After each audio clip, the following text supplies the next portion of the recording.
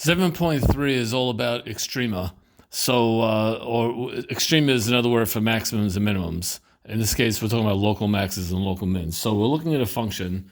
First, we're just going to look at a regular old, two-dimensional kind of function, a function of one variable.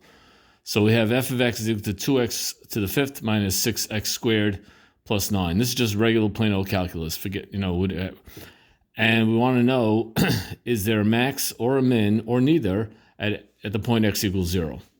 Well, what you do is first you take the first derivative and you get f prime is equal to 10x to the fourth minus 12x, and you plug in x equals 0 and see what you get. And when you get x equals 0, you get 0. Now 0 means this is a critical point. So it could be a max or a min. It doesn't necessarily have to be a max or min, but it could be. Or it might not be either one, so we just have to check it out. So how do we check it out? We're going to do something called the second derivative test. We take the second derivative of the function, and we get 40x minus 12. And now we plug 0 into the second derivative, and when we do that, we get negative 12. Because we get negative 12, that means it's concave down, which means we have a max. If we got any positive number, that would mean concave up, and that would be a min. Any negative number means concave down, which means it's a max. If we got f double prime equals 0, then that would mean neither max nor min. Now we go to a multivariable function. This is z is equal to f of x comma y. So f of x comma y is equal to 9 minus x squared minus 4x minus y squared. And we want to know, again, do we have a max, min, neither at any point? We want to find the maxes, mins, or whatever.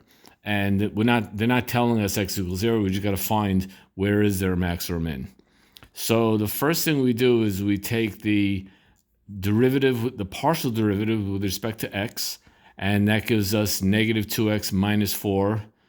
And then we set that equal to 0, and that tells us x equals negative 2.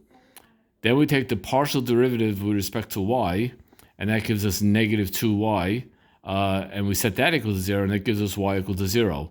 Now we know that the only time you could have a max or a min is when fx and fy both equal 0, and that can only happen if x is negative 2 and y is 0, which means the only time that it could happen is at negative 2 comma 0. Now we have to test to see, is this indeed a max or a min or neither? Because it could be one of them saddle point things or who knows what.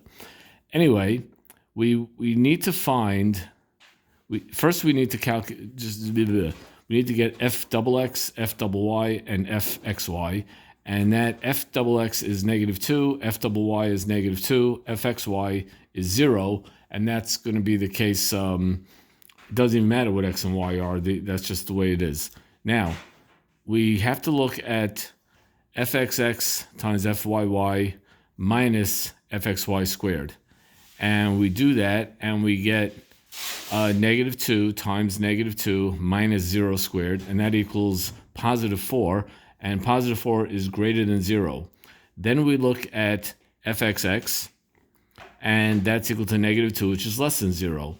The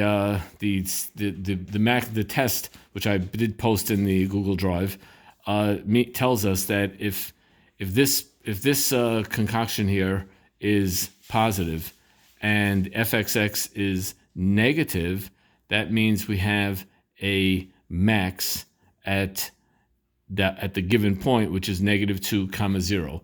By the way, what is the z value at that point? To find the z value at that point, I go back to the original function and I plug in negative 2 and 0 into x and y. So I get 9 minus 5 plus 8 minus 0, which comes out to 13. So the function at negative 2 comma 0, the function value is 13, which means if I'm looking at this thing in three-dimensional space, it's the three-dimensional point. The max occurs at negative 2 comma 0 comma 13. This completes 7.1, 7.2, 7.3. Technically, they're not part of the syllabus for this class, not part of the curriculum for. I mean, I should say they're not part of the curriculum for this class. Technically, we're really supposed to start at 7.4, but I thought it was wise to do a unit on 7.1, 7.2, and 7.3 to give us just to strengthen our background in the topic, and then we're going to go on to 7.4. I'm going to spend a lot more time explaining all that. I'm out. Bye.